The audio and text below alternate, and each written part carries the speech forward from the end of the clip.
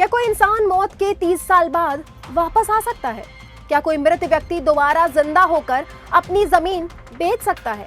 क्योंकि छत्तीसगढ़ में मुर्दों के जिंदा होने की खबरें नई नहीं है। यहाँ कभी मृतक पेंशन लेने पहुंच जाते हैं, कभी सरकारी रिकॉर्ड में वर्षों बाद जिंदा हो जाते हैं। लेकिन महासमुंद में जो मामला सामने आया है, सुनने में यह किसी फिल्म की कहानी जैसा लगती है। लेकिन महासमुंद जिले के बागबाहरा इलाके में एक ऐसा मामला सामने आया जिसने पूरे इलाके में सवाल खड़े कर दिए। आरोप है कि जिस महिला की मौत साल 1994 में हो चुकी थी, उसी के नाम और पहचान का इस्तेमाल कर जमीन की रजिस्ट्री करा दी गई। आखिर रजिस्ट्री ऑफिस में लीलाबाई बनकर पहुंचने वाली महिला कौन थी, या फिर सच में लीलाबाई वापस जिंदा हो गई? किसने इस पूरे मामले को अंजाम दिया और क्या सच में जमीन के कागजों में बड़ा खेल हुआ है? आखिर कौन थी वो महिला जो रजिस्ट्री ऑफिस पहुंची? क्या सच में मृत लीलाबाई ने जमीन बेची या फिर किसी ने उनकी पहचान का गलत इस्तेमाल किया? इन्हीं सवालों के जवाब तलाशती आज की हमारी ये खास रिपोर्ट। नमस्कार, मैं दिव्या और आप देख रहे हैं उज्जवल भूमि। कहावत है कि सच्चाई चाहे जितनी छुपा लो, एक दिन सामने आ ही जाती है। सच्चाई का पता नहीं, पर मुर्दा वापस आ सकता है हमारे छत्तीसगढ़ में। जी हाँ, क्योंकि जिस महिला को गांव वाले 30 साल पहले विदा कर चुके थे, आरोप है कि वही महिला अचानक सरकारी कागजों में वापस लौट आई। फर्क सिर्फ इतना है कि इस बार वह रिश्तेदारों से मिलने नहीं, बल्कि अपनी जमीन बेचने आई थी। सुनने में यह किसी फिल्म की पटकथा लग सकती है, लेकिन मामला महासमुंद जिले के खल्लारी तहसील के ग्राम पतेरापाली का है, जहां एक कृषि भूमि की रजिस्ट्री को लेकर ऐसा विवाद खड़ा हुआ कि अब पूरा गांव हैरान है और प्रशासन भी जांच में जुट गया है। शिकायतकर्ताओं के मुताबिक ग्राम पतेरापाली स्थित खसरा नंबर 805, जो अब नए खसरा नंबर 339/8 के नाम से दर्ज है, उसकी मूल खातेदार लीलाबाई पति स्वर्गीय जेठूराम गोंड थी। दावा किया गया कि लीलाबाई का निधन वर्ष 1994 में हो चुका था। उनके निधन के बाद जमीन उनकी एकमात्र पुत्री रथबाई के नाम दर्ज हो गई थी, लेकिन आरोप है कि इसी जमीन पर कुछ लोगों की नजर पड़ गई और फिर शुरू हुआ कथित तौर पर एक ऐसा खेल जिसने पूरे मामले को रहस्य बना दिया। शिकायतकर्ताओं का आरोप है कि मृतक लीलाबाई के नाम और पहचान का इस्तेमाल करते हुए उसी नाम की दूसरी महिला को महासमुंद के उप पंजीयक कार्यालय में पेश किया गया। इसके बाद जमीन की रजिस्ट्री करा दी गई। अब अगर शिकायत सही है तो सबसे बड़ा सवाल यही है कि आखिर रजिस्ट्री ऑफिस तक पहुंची वह महिला कौन थी? क्योंकि अगर असली लीलाबाई का निधन 30 साल पहले हो चुका था, तो दस्तावेजों की जांच किस आधार पर हुई?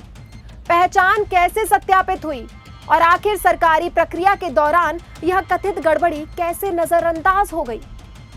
गांव में अब यही चर्चा है कि जब मृत व्यक्ति की जमीन बेचने लगे, तो फिर जमीन मालिकों की सुरक्षा का क्या? जी हाँ, लोग मजाक में कह रहे हैं कि अब जमीन बेचने के लिए जिंदा होना भी जरूरी नहीं रह गया। हालांकि यह सिर्फ आरोप है और पूरे मामले की जांच होना बाकी है। लेकिन शिकायतकर्ताओं का दावा है कि लाखों रुपए मूल्य की कृषि भूमि को कथित तौर पर फर्जी तरीके से दूसरे के नाम कराने की कोशिश की गई। मामले में रजिस्ट्री निरस्त करने और उच्च स्तरीय जांच की मांग की गई है। पतेरापाली ग्राम में हमारे दादाजी है, एक तो जमीन बहुत खाते रहे हमारे सब परिवार 70-80 साल के, और जमीन के नाम रही से जमीन लीलाबाई जेठूराम, और वो 70-80 साल से हमारे काबिज रहे जमीन में। तो जमीन के मालिक है 1994 में ख़त्म हो गए, और ओकर बाद हमारे जमीन में से हमारे नोटिस पहुँचे इसकी हाँ सीमांकन है जमीन के। तो हम सीमांकन में जाने कि हमारी ज़मीन बिक गई करके। तो ओकर बाद हमारे तहसील में दे सबसे पहले पुलिस थाना प्रभाग में हमारा रिपोर्ट करे बार कि हमारी ज़मीन बिक गई करके। ओकर बाद जन दर्शन में गए, ओकर बाद यहाँ पर तहसील में आए हैं। ओकर बाद वो जमीन है अभी कोई फर्जी आदमी है लीलाबाई जेठूराम करके, अभी वो मन बेच दे जमीन ला। इकर काबिज रही से ये मन कमाते थे, आज भी कमाते 70-80 साल से एकर दादा परदादा मन कमाते हैं, है ना। ये जमीन संबंध में गांव में दो साल पहले मीटिंग हुई। अब मीटिंग में जो गांव के कोटवार है वो अपन कोई रिश्तेदारी के नाम में कर दे, तो ये है वो है मतलब कोई फर्जी हो गए कि साइड हो गए।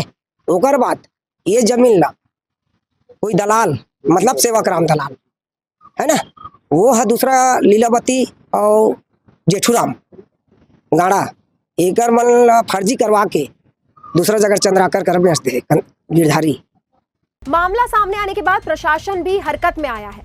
बागबाहरा एसडीएम नमिता मारकोले का कहना है कि शिकायत प्राप्त हुई है और इस मामले की जांच कराई जा रही है। जांच रिपोर्ट के आधार पर आगे की वैधानिक कार्यवाही की जाएगी। ग्राम पतेरापाली में एक भूमि है खसरा नंबर 339/8 जो कि लीलाबाई पति जेठूराम के नाम पे जो कि अनुसूचित जनजाति की थी, उसके नाम पे जो भूमि दर्ज थी और लीलाबाई की मृत्यु के बाद उसकी जो बेटी है रतबाई के नाम पे नामांतरण हुआ था।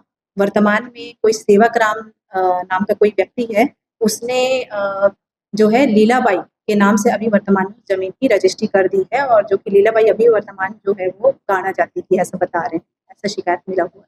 शिकायत में आया हुआ है। इसके संबंध में हमने राजस्व निरीक्षक और पटवारी को जांच प्रतिवेदन प्रस्तुत करने के लिए निर्देशित कर दिया है। आगे जो भी तथ्य आएगा अगर उसमें सही पाया गया तो कार्रवाई करेंगे।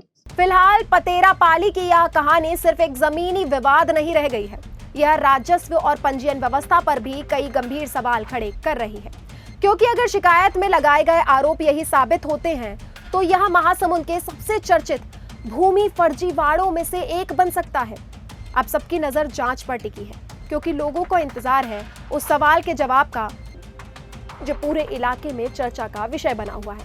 क्या सचमुच मौत के 30 साल बाद लीलाबाई जमीन बेचने लौट आई थी या फिर किसी ने लीलाबाई बनकर बड़ा खेल कर दिया?